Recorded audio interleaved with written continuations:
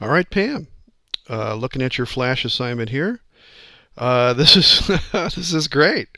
Not only does it stop the action, but it also has a nice mix of the flash illuminating the hat as it's flying up in the air and mixing with the available light that's already in the room. So, however that worked out, that worked out great.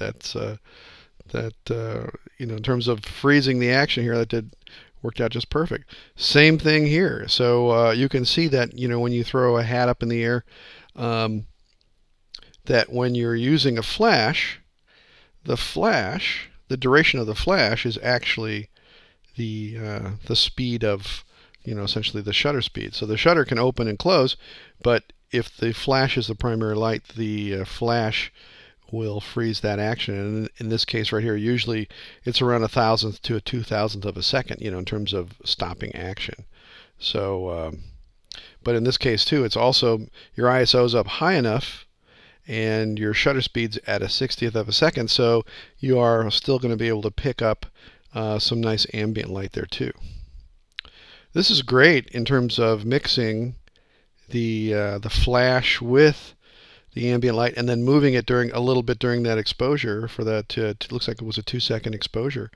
And what a great example of being able to show how the flash can freeze certain details, but you can create a certain mystery or a certain excitement of motion by moving the camera or having something move in the field of view during that longer exposure, and then also having it freeze by the flash too.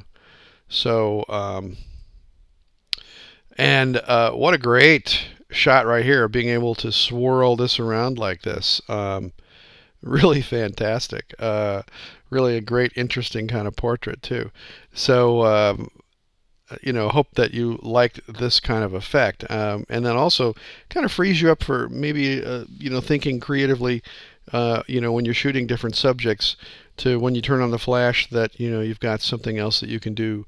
When if you're, for instance, if you're shooting a band or something, or people outside doing things that sports or something, to where you might want to combine a slower shutter speed like this with the flash to create a certain amount of excitement. But love this shot. This is really fantastic, really great, very well done. And then finally here with the fill flash.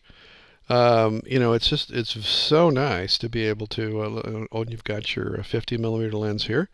So it's so nice to be able to combine flash with shots outside, and it's almost as if you had a fill card, or basically like a white board or whatever, that could fill in the light, and reflect a little bit of detail back into the face. But in a case like this, you're just using your regular flash, and it fills in those details for you, where his face might have been in shadow.